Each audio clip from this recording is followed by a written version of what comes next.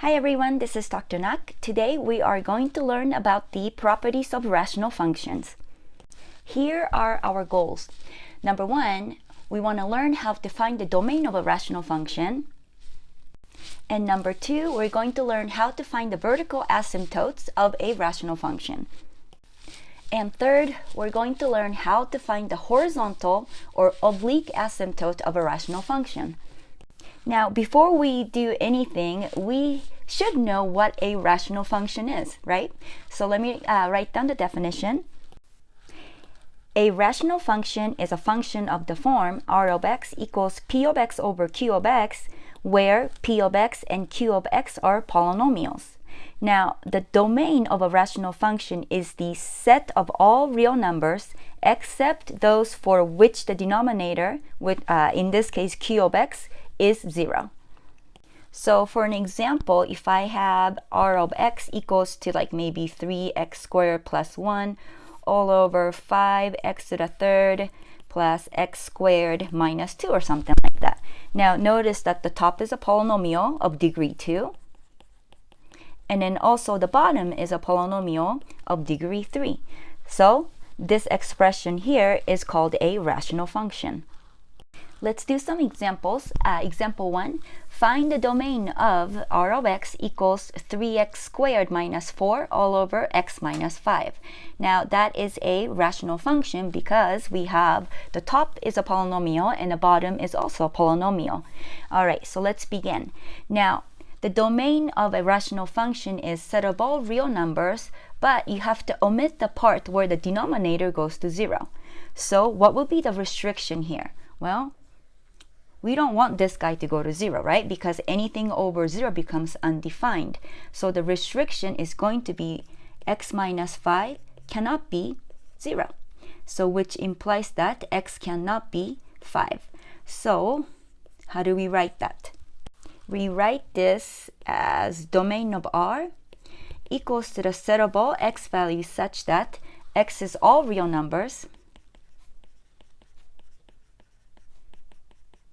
but x cannot be 5.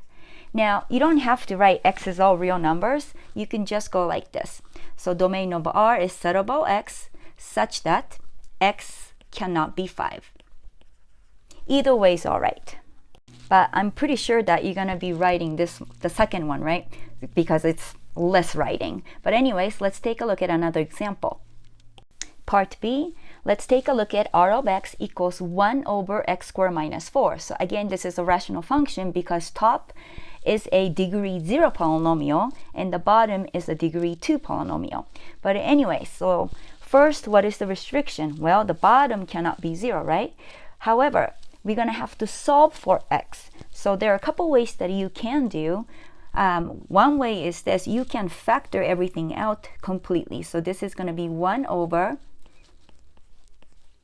x plus 2 and then x minus 2, difference of 2 squared formula, right? So if that is the case, then what would be the restriction? Well, this guy cannot be 0, right? X plus 2 and then x minus 2 cannot be 0. So that implies that x plus 2 cannot be 0 and x minus 2 cannot be 0. So just solving for x, we get x cannot be negative 2 and then x cannot be 2. So these are going to be the restriction for the domain of R. So let's just write it out. So the domain of R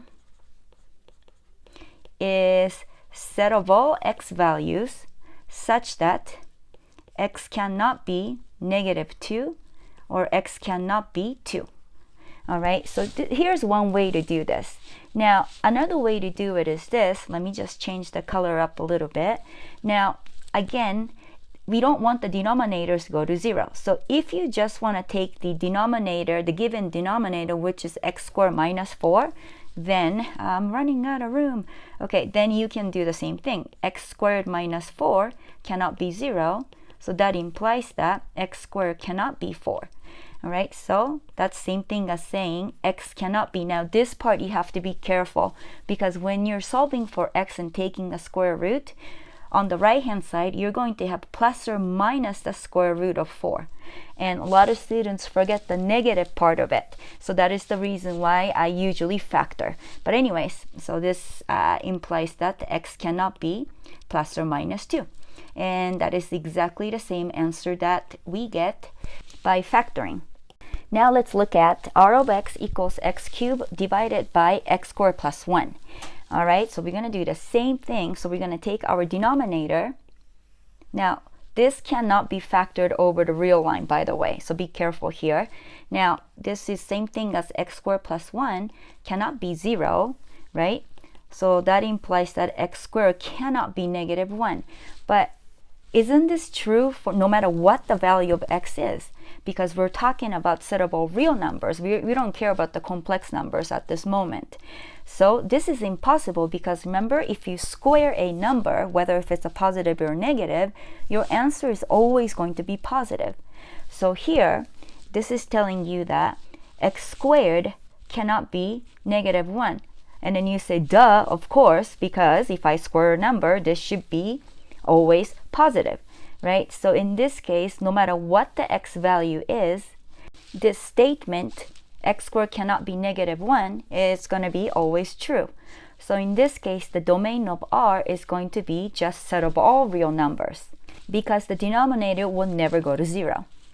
So that is going to be our answer. Now, in an interval notation, set of all real numbers was denoted by, do you remember this one? Negative infinity to infinity. Now, are you comfortable writing an interval notation where x cannot be 5, x is all real numbers, and x cannot be 5, right? So if you want to do it, then I know we did this before. Draw yourself a little number line, right? So here's negative infinity to infinity. Now, x cannot be 5, but x can be everywhere else, right? Now, translate this directly below. So an interval notation is going to be negative infinity to 5 open, and then union 5 to infinity. So this will be the interval notation for part A. Now, for part B, sorry about this, I should have done this in one shot. Now, x cannot be plus or minus 2, right? So again, here's negative infinity to infinity. So let's just pretend this is negative 2 and this is 2. X cannot be these two numbers, but x can be everywhere else. So those are the values that I'm shading. Okay, now to write the interval notation, just work it, just translate it directly below. So this is same thing as negative infinity to negative 2 open, union negative 2 to 2, and then open, and then union 2 to positive infinity. So that will be the interval notation for part B. Let's take a look at another example. Part D, r of x equals x squared minus 1 over x minus 1. So we're going to do the same thing. Well, the restriction is going to be the denominator cannot be 0. So that implies that in this case, x cannot be 1, right? So that's going to be our answer. But first, let me just write down the answer, and then let's take a look at something funky is going to happen here. So the domain of R is set of all x such that x is all real numbers, but x cannot be 1. All right, so this is going to be the domain of our function r of x. Now, I'm not quite sure if you realize this or not. Notice that our given function, the numerator of that, we can factor that. Right? So if I factor, let me just, you know what, let me just bring this over here. So let me just rewrite our r of x is x squared minus 1 over x minus 1, right? Now, the top factors into x plus 1 and then x minus 1. And then the bottom, we're still going to have x minus 1, correct? So now what? Well, we can cancel out the x minus 1s, can't we? So I can just go kill the x1, x minus 1, kill the x minus 1. Then look at it. Look at the result. Our rational function is going to reduce down to x plus 1. So let me call this function f of x. All right, so you're like, well, what's going on? Because we just found out the domain of our R of x is set above x such that x cannot be 1, right? But look at our function f of x. What's the domain of x plus 1? Isn't it nothing but all real numbers? Because x plus 1 is a polynomial. Remember, the domain of the polynomial functions are always going to be set above real numbers. So here, you're going to have all real numbers as its domain. So look at it. Isn't it kind of strange? Our R of x, well, we have a restriction. X cannot be 1. However, if I look at the reduced version of it, there is no restrictions whatsoever. So we're going to be learning about things like this in a few minutes, I want to say. Let's take a look at this definition. It says a rational function R of x equals P of x over Q of x is in lowest terms if P of x and Q of x have no common factors. So here, let's take a look at the example D that we just did. Now, R of x was not in its lowest terms. However, what is the lowest terms? Well, it's going to, whatever that reduces down to is going to be the lowest term. So the lowest term of our R of x is going to be x plus 1. Let's take a look at an example 2. Graph h of x equals 1 over x squared. Now, this is a rational function because the denominator is a constant. Now, constant is nothing but a polynomial of degree 0. And on the bottom, we have a polynomial of degree 2. So we have polynomial over polynomial, so this becomes a rational function. Let's first analyze our h of x. Now, what's the domain? Well, domain is set above x values such that x cannot be 0. Because if it is, then the denominator will go to 0, then we're all in trouble, right? So in this case, the domain of h is set above x such that x cannot be 0. Now, this graph has no y-intercept. Do you see why? How did you find the y-intercept? Well, given a function, we let x equals to 0, then you solve for y. And that y value is going to be your y-intercept. However, x equals to 0 does not exist here. So, therefore, there is no y-intercept. So I'm going to write that out because we're just analyzing h of x at this moment. So let me just circle 1 and then circle 2, no y-intercept. Which means that the graph will never touch the y-axis. Now, what about the even or oddness of the h of x? Do you remember how to determine whether a given function is even or odd? What you have to do is you plug it in negative x in place of x. Okay, so what I'm going to do is this. I'm going to check for the even or oddness. So where can I write that? So let me just write it over here. Even or odd. Okay, so we're going to check. So we have h of negative x is going to be 1 over negative x squared. Well, which becomes 1 over x squared, but that is our h of x. So this implies that h of negative x equals to h of x. So, which implies that our h of x is an even function. All right, so I'm going to write that out. So, number 3, h of x is even, which implies that the graph of h of x is going to be symmetric with respect to the y-axis.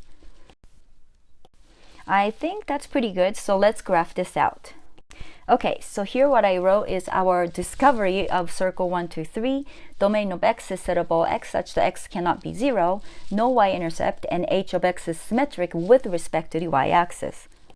Now, what I'm going to do is this. I'm going to make a chart, x and y chart, to plot some points on the graphing paper. So let's take a look at when x equals to maybe 1/2. All right, so when x equals to 1/2, then our h of x is going to be 1 over 1/2 squared, which gives us 1 over 1/4, which becomes a 4, right? So here I'm going to plot 1/2 comma 4.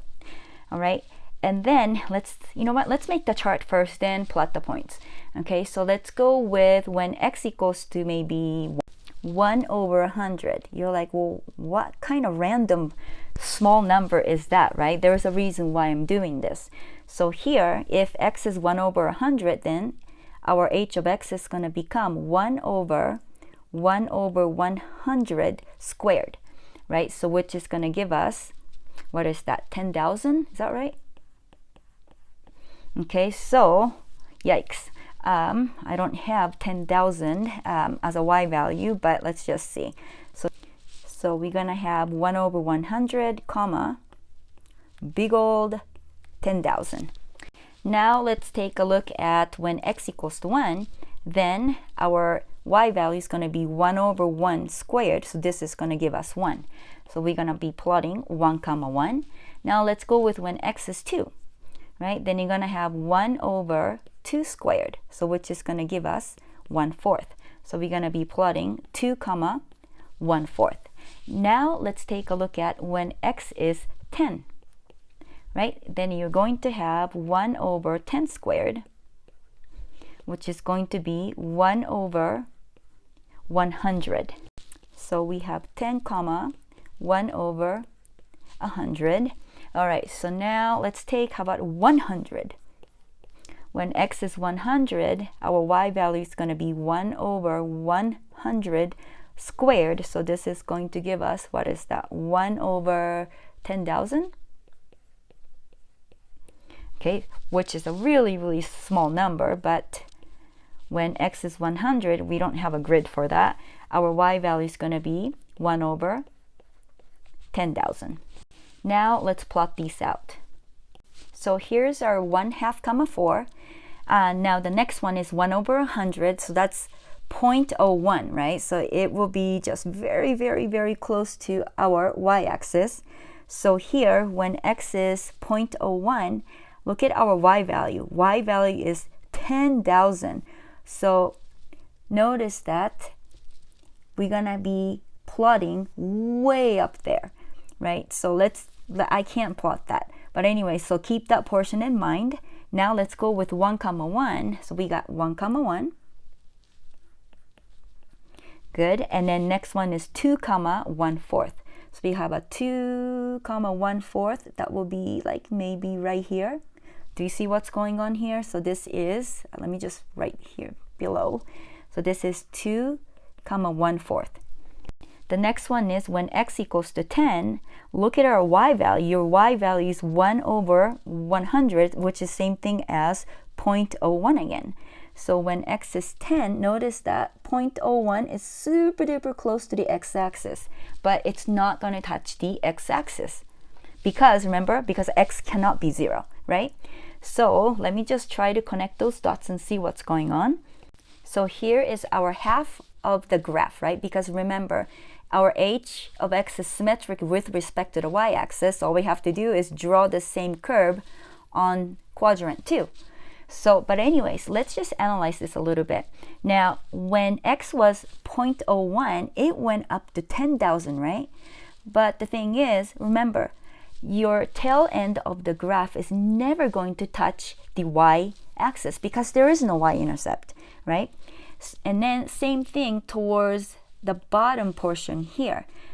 As x goes to infinity, this tail end of the graph is going towards the x-axis, but it's never going to touch the x-axis. Now, let me try to draw the picture on the left-hand side of that, which is in quadrant 2. All right, you should know my drawing skills by now, so this is the best I can do here. Okay, so this is the graph of our h of x. Where can I write this? Our h of x equals to 1/x squared. Next, this will be a really good practice anyways. Let's express the tail end of the behavior of our graph. So first of all, right, this axis here is same thing as y equals to 0, and then this axis here is same thing as x equals to 0. So, but anyways, let's take a look at the tail end of this graph here. All right, by using the limit notation. Okay, so how do I express that? Well, as x is going towards 0, right, from the right, the tail end of the graph, where is it going? It's going to shoot up to positive infinity, doesn't it? Once again, now our x value is going towards x equals to 0, right? The tail end of the graph is going to shoot up to positive infinity. So how do we write that? Okay, so we're going to write that as the limit as x goes to 0. Now, this may not be in your textbook, but let's just get used to it. 0 from the right-hand side, all right, of our function h of x. This is going to shoot up to positive infinity. So that's how you would describe that tail end of our graph. Okay, now we can do the same thing for this tail end. Okay, so let's think about this. So where is my x going? Now x is going towards 0 from the left hand side, right? Now where's our y value is going to go as x travels towards 0? So as x goes to 0, again our tail end of the graph is going to shoot up to positive infinity. So here you will write this behavior as the limit as x goes to 0 from the left. Can you guess what the sign's going to be? Look at from the right. From the right, I had a 0 to the plus, right? So as you guessed, 0 to the minus, that means that your x is approaching to 0 from the left-hand side. Now, our h of x, that value is also going to shoot up to positive infinity. So think of it in this way. Okay, so limit as x goes to 0. So obviously, this is the x values here. Now, the output is always going to be your y value. All right, but anyways, now let's take a look at this tail end of the graph. Again, now that tail end is never going to touch the x-axis, which is same thing as when y equals to 0. All right, so let's just analyze this. Now, so I can analyze this as this limit as x is going towards positive infinity. Where is this tail end of the graph going? Now remember, the output is going to be the y value, right? So where is it going? So this guy came from all the way down here. Now it's getting closer and closer to our x-axis as x goes to infinity. So that's same thing as approaching to y equals to 0. So here I'm going to write this behavior as the limit as x goes to infinity over a function h of x. This is going towards y equals to 0. So I'm just going to write it as 0. So I know this one's a little bit tricky to look at. So let's just go over it again. Now, for the x values, right? Remember, I'm trying to analyze the tail end of this graph right here. I'm only caring about this portion. Okay, so this guy is going to keep going and going and going towards the x-axis. But x-axis is nothing but where y value is going to be 0. Right? It's never going to touch the x-axis, but it is going towards the x-axis, which is same thing as y equals to 0. So that's why this is telling us that as x keeps getting bigger and bigger and bigger, our y value is going towards 0. All right, so that's how you can read it. But anyway, so let's just take a look at the other tail end, which is this one. Okay, so let's just analyze this. So now this one, I want to analyze the behavior of this tail end. So again, as x goes to positive infinity, where is the tail end of the graph going? Well, it's going towards the x-axis, doesn't it? But it's never going to touch the x-axis, but it's going towards the x-axis. But our x-axis is nothing but where y equals to 0. So if I write this in the limit notation, I would write it as this. Limit as x goes to infinity, as x gets bigger and bigger and bigger, our tail end of the graph is going towards the x-axis, which is same thing as y equals to 0. So those are the for and behavior of our graph y equals 1 over x squared. Now let's take a look at this example. Graph r of x equals 1 over x minus 2 whole quantity squared and then plus 1.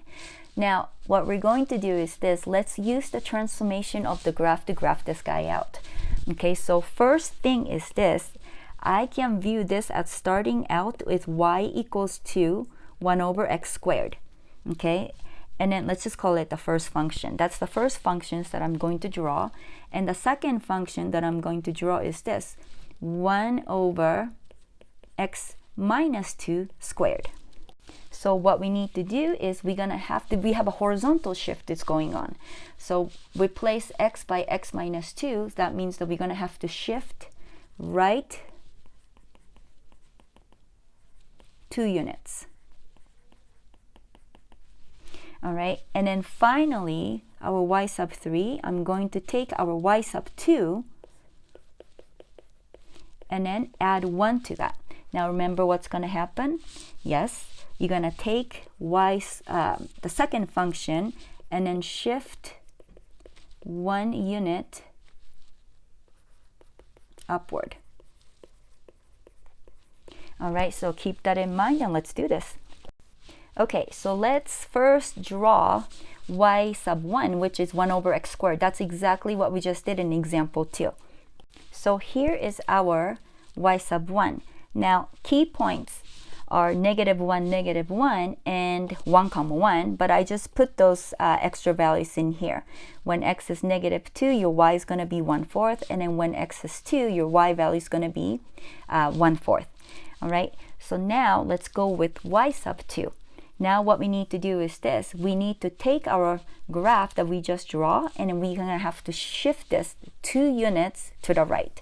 Okay, so what you need to do is you take your key points, which are, 1, 1, and then -1, -1, and then you're going to move that 2 units to the right. All right, so let's see what's going to happen if I do that. So we got 2 units to the right, and then 2 units to the right, so you'll be right here. So now our new y-axis is going to be where x equals to 2, meaning this. Here's our y-axis, right?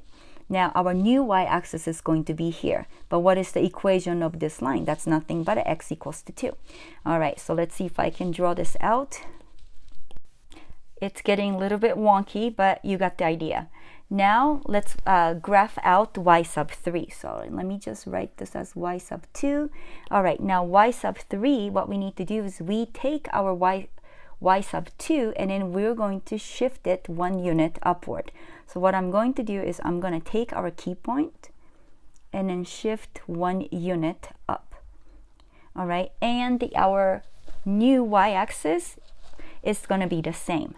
Okay, so let me just try to draw out the final graph. Oh my gosh, can you tell which graph is which? So this one right here is our y sub 3, which is same thing as our r of x equals 1 over x minus 2 squared and then plus 1. That's looking really ugly, but feel free to graph this on your graphing calculator to get the better visual. All right, so here is the actual graph of our r of x. Now, our y equals to 0, or same thing as our x-axis, this is going to become this thing called the horizontal asymptote. And x equals to 2, I'm talking about the final graph, sorry about this. Now, x equals to 2 here, it's going to become this thing called the vertical asymptote. Now, if you have a vertical asymptote, your graph will never touch nor crosses. But anyways, let me just write down the formal definition for the vertical and then horizontal asymptote. So here are the formal definition for horizontal asymptotes and a vertical asymptote. So let's just read it together. So definition, if as x goes to -infinity or as x goes to infinity, the values of r of x approach some fixed number L, then the line y equals to L is a horizontal asymptote of the graph of r of x. You're like saying, don't worry, I'm going to draw you a picture in a minute. Now, let's go with the vertical asymptote. If, as x approaches to some number c, the values r of x going to negative infinity, or r of x is going to positive infinity, then the line x equals to c is a vertical asymptote of the graph of r of x. So if I have to write this out in a limit notation, for the horizontal asymptote is this. You take the limit as x goes to plus or minus infinity of r of x equals to L. Then our L becomes the horizontal asymptote. HA stands for horizontal asymptote. Now for the vertical asymptote, in terms of a limit notation, we write it as this. Limit as x approaches to some number c of the r of x. Now if that results in plus or minus infinity, then our c becomes the vertical asymptote. Let's take a look at this case, right? So here I claim that y equals to 2 is a horizontal asymptote of our graph. I just randomly drew this graph. Now notice that limit as x goes to infinity of this function, where is it going to go eventually? That's going to reach eventually y equals to 2, but it's never going to touch y equals to 2. It's going towards y equals to 2. So here in a limit notation that I will write this as limit as, in this case, x going to infinity of our function r of x is going towards 2. Right, so that will be the first case here. Limit as x goes to positive infinity of r of x equals to 2. So then y equals to 2 becomes the horizontal asymptote. All right, so our 2 plays the role of our L. So this is going to be our L. Okay, so y equals to 2 is a horizontal asymptote. Now let's look at this case, right? So again, I randomly drew the picture. So I claim that y equals to 3 is going to be a horizontal asymptote of this graph. I'm just going to call this graph r of x, okay? So I can write this in a limit notation as this. The limit as x goes to negative infinity, because look, my x is going towards negative infinity. Now the question is, where is the tail end of the graph going? Well, tail end of the graph is slowly approaching to y equals to 3, right? So in this case, we write it as limit as x goes to negative infinity of r of x. This is going to be 3. So this 3 plays the role of L, so therefore y equals to 3 is a horizontal asymptote. Okay, now suppose we have this graph going on. Okay, so let's just analyze this. Obviously, this is going to become the vertical asymptote visually because this tail end is never going to touch this axis. All right, but how do I express that? Okay, so let's take one piece of the graph at a time. So I'm going to take this piece here first. So I can express this behavior as x approaches to negative 2. Our y value is going to keep going and going and going and going, so it's going to go to infinity. Again, as x goes towards negative 2, our y value is going to shoot up to positive infinity. So here I would write this as limit as x approaches to negative 2, but which direction did x approach to negative 2 from? From the left-hand side. So I'm going to put a little left of r of x. Now this is going to positive infinity. So that will be the definition of the vertical asymptote, because look, it says as x approaches to some number c. So in this case, as x approaches to some numbers, well, some number is negative 2, the values of r of x goes to negative infinity, or r of x equals to positive infinity. So that's same thing as, in this case, it went to positive infinity, right? R of x went to positive infinity. Then the line x equals to c.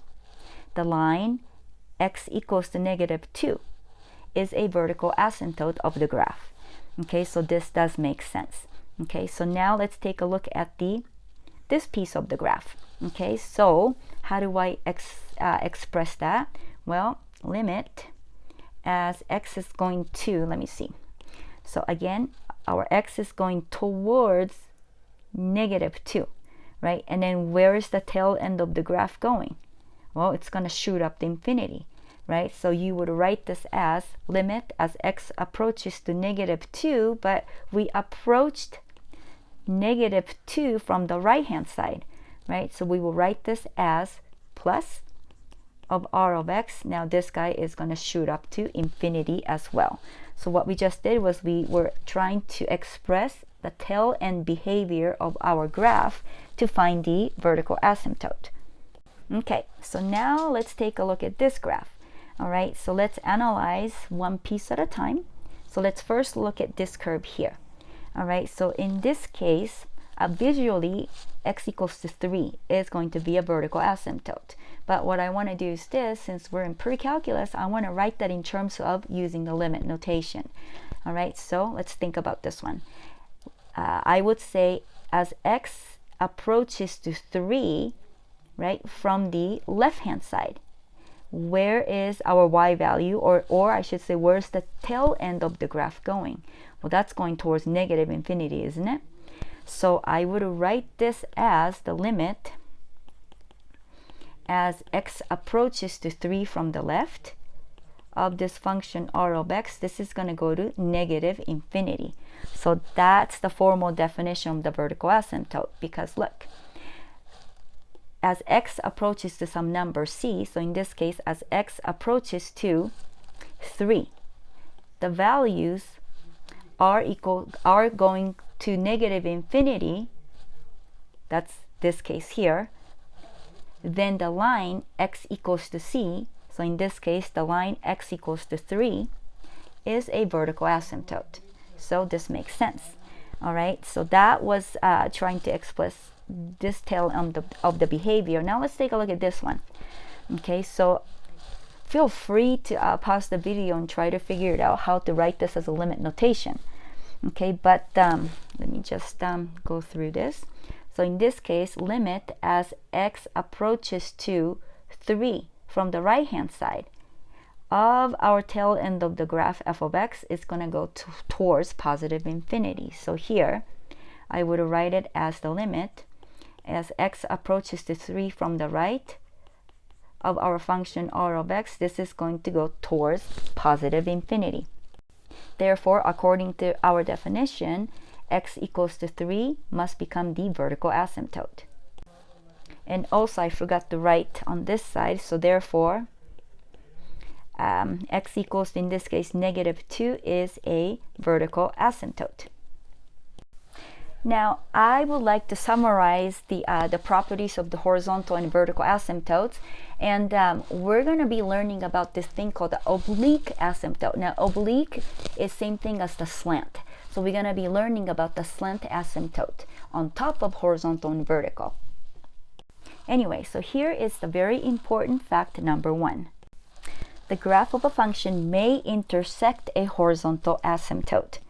So just because you have a horizontal asymptote, don't assume that your graph is not going to touch it. It can touch it or cut through it sometimes.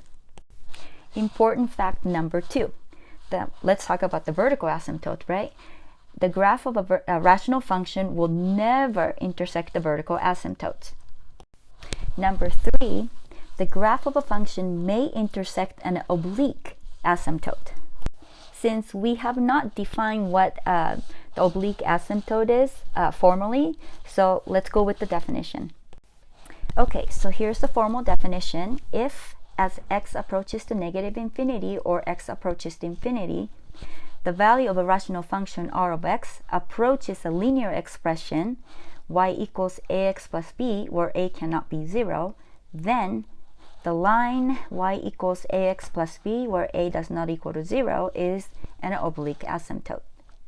So how do we write this in a limit notation, right? So we will write it as this. Limit as x approaches to plus or minus infinity of our r of x equals to ax plus b, where a does not equal to 0. Then we say that our ax plus b is going to be an oblique asymptote. OA means oblique asymptote. Okay, so suppose this is the graph, right? And our oblique asymptote is y equals 3 over 2x plus 1. Now, this becomes an oblique asymptote because the limit as x approaches 2, so in this case, our x is going to keep going towards positive infinity, right? And then you want to see where the tail end of the graph is going to go to. So here you would write it as limit as x goes to infinity in this case. And then let me just call that graph r of x. Now, this one is approaching 2, 3 over 2x, and then plus 1. So this should make sense because look at the formal definition. If as x goes to positive infinity, that's right here, then the value of a rational function r of x approaches a linear expression. So in this case, 3 over 2x plus 1.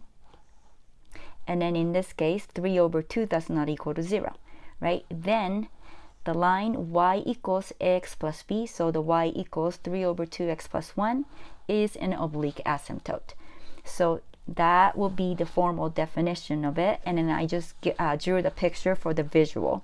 So this is going to be y equals that is going to become the oblique asymptote. Let's go over this big theorem, locating vertical asymptotes. It says a rational function r of x equals p of x over q of x in lowest terms, which means that if you have a common factor, you just have to cancel everything out. We'll have a vertical asymptote x equals to r if r is a real 0 of the denominator q of x. Okay, by the factor theorem, that means that x minus r is a factor of the denominator q of x of a rational function in lowest terms, then r of x will have the vertical asymptote x equals to r. So basically, in order for you to find the vertical asymptote of a rational function, first you simplify the crap out of it. Okay, so if the numerator factors or denominator factors, factor everything out. Okay, then cancel out whatever you can, cancel out the common factor. Then you set the denominator equals to 0 and find the restriction. Okay, so let me just write that in my own words. Okay, so this is what I was just mumbling about. How to find a vertical asymptote given the rational function p of x over q of x. Step 1, factor both p and a q. All right, number 2, cancel out the common factors. And number 3, you know that the function becomes undefined if the denominator goes to 0, right? So step 3, set the denominator equals to 0, and then you just solve for x. Now those x values are going to be the vertical asymptote. Let's take a look at example 4. Find the vertical asymptotes, if any. So part A, we have r of x equals x over x squared minus 4. So step 1, factor. So the top, there is nothing for us to do, so I'm just going to leave that alone. Now on the bottom, the denominator can factors into x plus 2 and then x minus 2. That's your step 1. Step 2, cancel out the common factors. But do we have anything common on the numerator and denominator? No. So if that's the case, there's nothing for us to cancel. Then you go directly to step 3. Set the bottom equals to 0, and then you just solve for x. So those values are going to become the vertical asymptote. Okay, so then here I'm just going to set vertical asymptote is x plus 2, and then x minus 2 goes to 0. So that implies that x plus 2 goes to 0, and then x minus 2 goes to 0. So that implies that x equals to negative 2 and x equals to 2 are going to be the vertical asymptotes of r of x.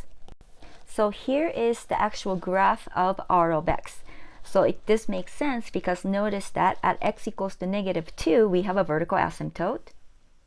And then x equals to 2, we have a vertical asymptote. Now, this is same thing as the domain restriction too, right? Because what's the domain of r of x? Well, the domain is set of x such that x cannot be plus or minus 2. But anyways, let's take a look at another one. Part B, h of x equals x squared minus 9 over x squared plus 4x minus 21. So step 1, we're going to have to factor. We got a lot of factoring to do here. So the x squared minus 1 is same thing as x plus 3 and then x minus 3. Now, for the denominator, it looks like we're going to have x plus 7 and then x minus 3. Would that work? Let me just FOIL it back. Yep, it should work.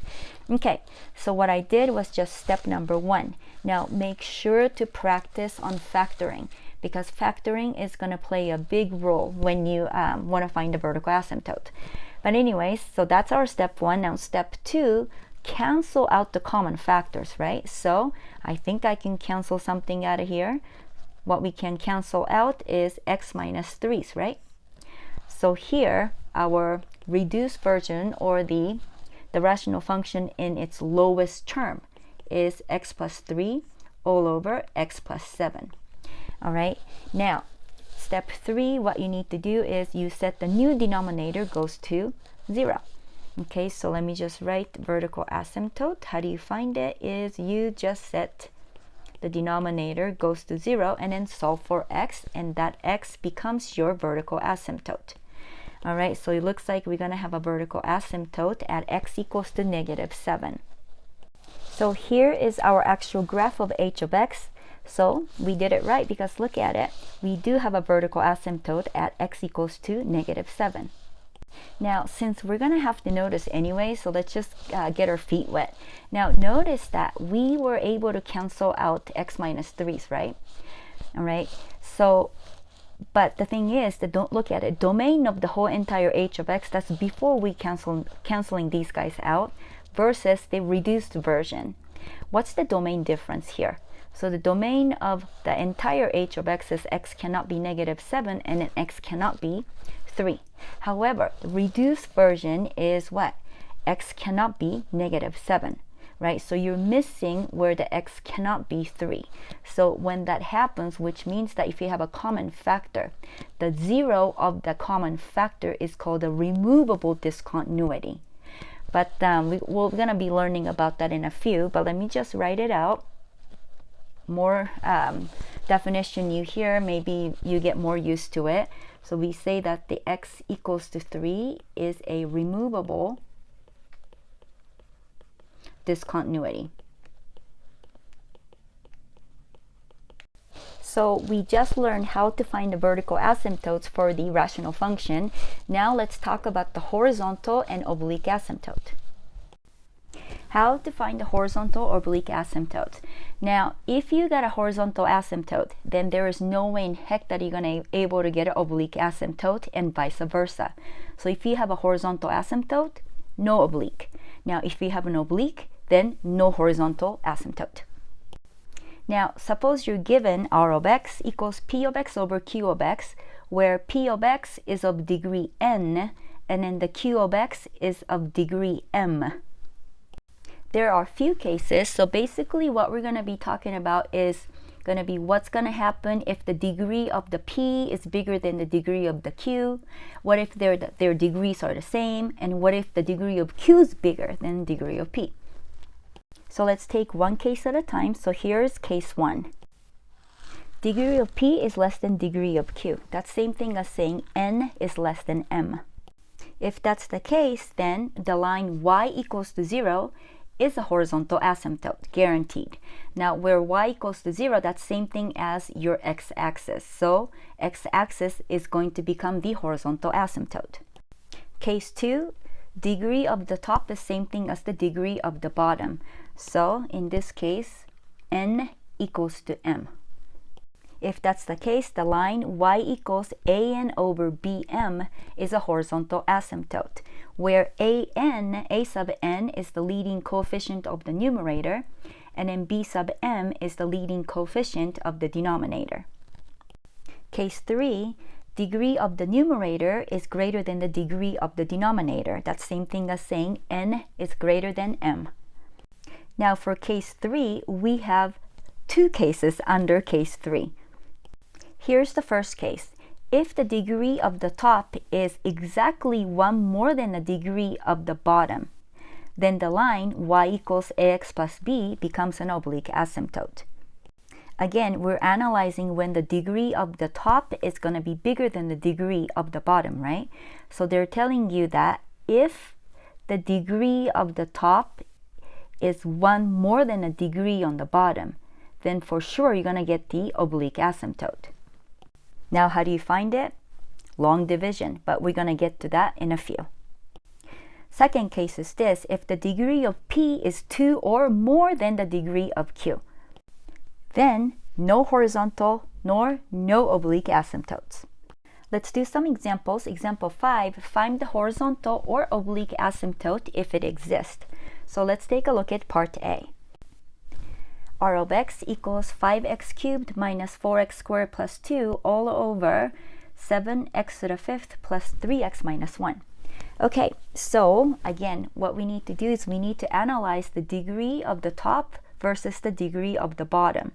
Okay, so in this case, if I have to use P's and Q's, then here what we have is the degree of the top, which is degree of the P, is less than the degree of the bottom, which is degree of Q. Now, if that happens, do you remember what the result is going to be?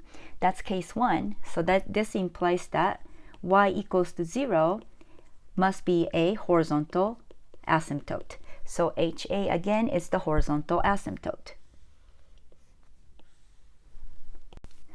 Let's take a look at part B. H of x equals 3x to the fourth minus x squared, whole thing over x cubed minus x squared plus 1. Okay, so first of all, right, which degree is higher, top or the bottom? I say the top.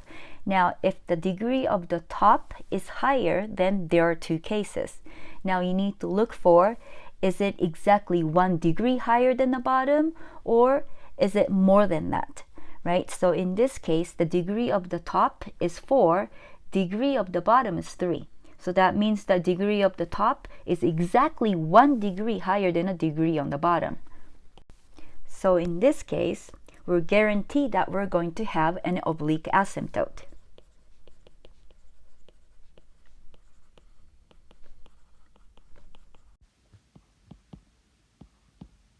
Now, how do we find it? Long division.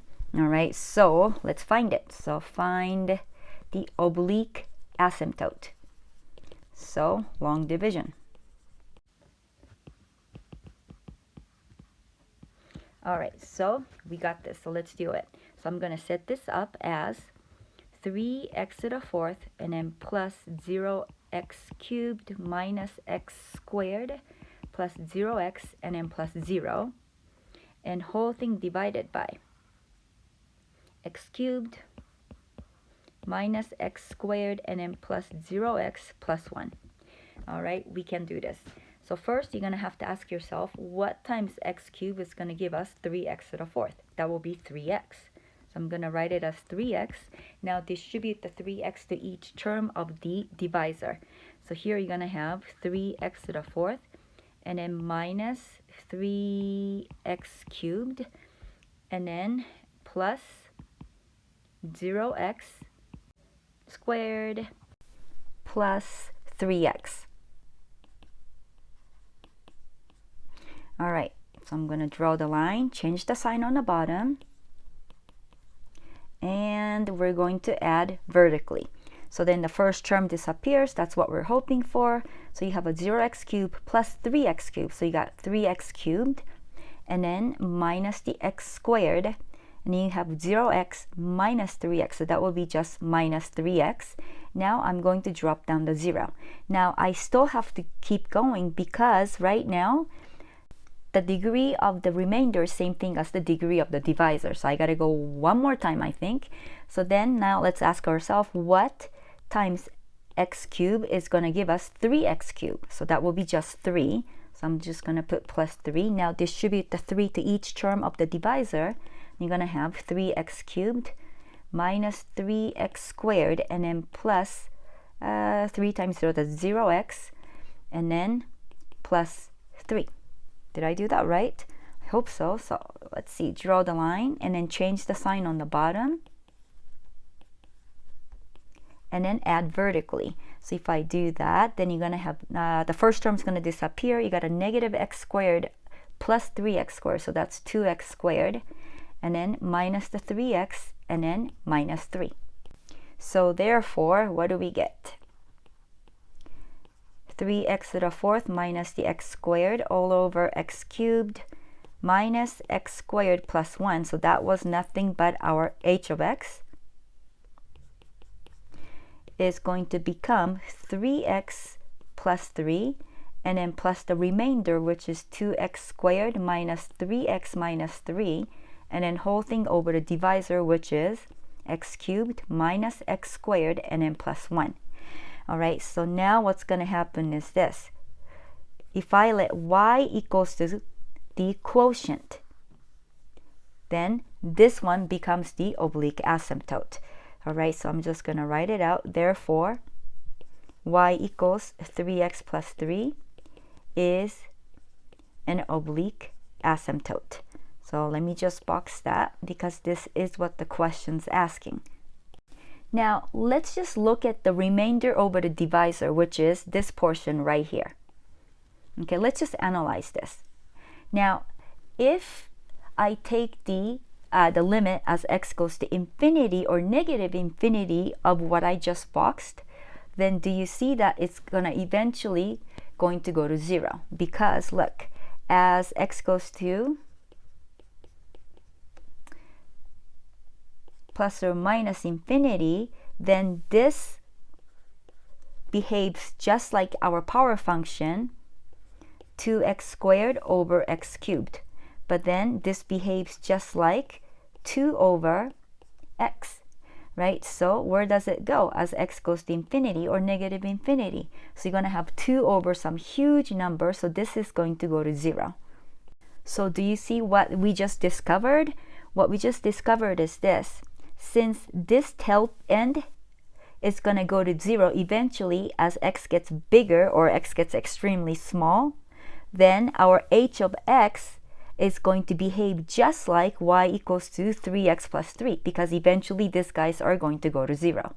All right, so I'm going to write that out. So h of x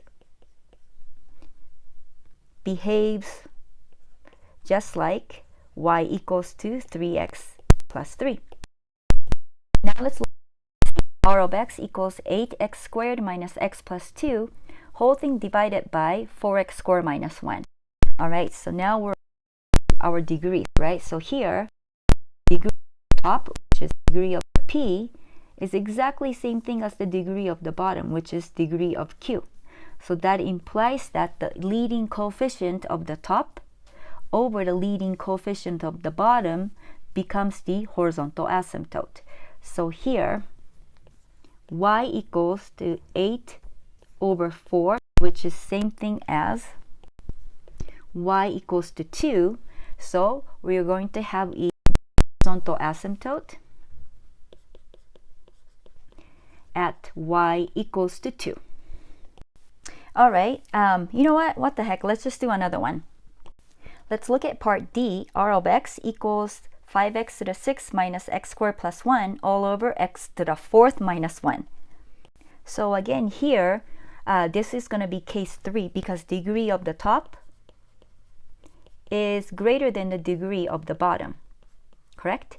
But the thing is, the degree of the top is 2 more higher of the degree of the bottom. Okay, so because this is of the degree 6 and then this is of degree 4. So let me just write that out. So this is what I was talking about. Degree of p is 2 more than the degree of q. Now remember the conclusion of that is there are no horizontal nor oblique asymptote. So let me just write that out. So therefore, no horizontal asymptote and no oblique asymptote. All right, so let me just box that for the answer. Now, if I have to graph this out, right, I guarantee that we're going to have a vertical asymptote here because look at the denominator is factorable. So we're going to do that in a minute. But if I'm going to have to graph this out, I need to have an idea of what power function this is going to resemble.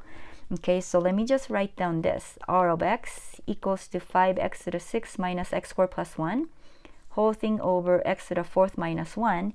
Now remember, as x gets bigger and bigger and bigger, or smaller and smaller and smaller, which is the same thing as x goes to plus or minus infinity, then this graph behaves just like 5x to the 6th over x to the 4th, which is same thing as 5x squared. So what we just discovered is this: r of x is going to behave like our power function y equals to 5x squared. So that should give you a little bit of an idea of how to graph our r of x. Now let's take a look at the vertical asymptote, right? We have no horizontal, no oblique, but I claim that there are some vertical asymptotes. Okay, so how do I do it? Is this: you set x to the fourth minus 1 equals to 0. So then this implies that you're going to have x squared plus 1, and then x squared minus 1 equals to 0. All I did was I just factored x to the fourth minus 1.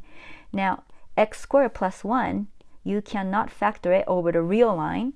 So here, x squared minus 1, I claim that I can go one more step, x plus 1, and then x minus 1, and we're going to set that whole thing equaling to 0. So that implies that x plus 1 is 0, and then x minus 1 is 0. So that implies that we're going to have a vertical asymptote at x equals to -1 and x equals to 1. All right, so keep that in mind. Let me just box what's important. My handwriting is getting so bad. All right, so now let's try to graph this out. Okay, so here's the actual graph of our r of x, which is in red, and then the power function, which is 5x squared, in blue.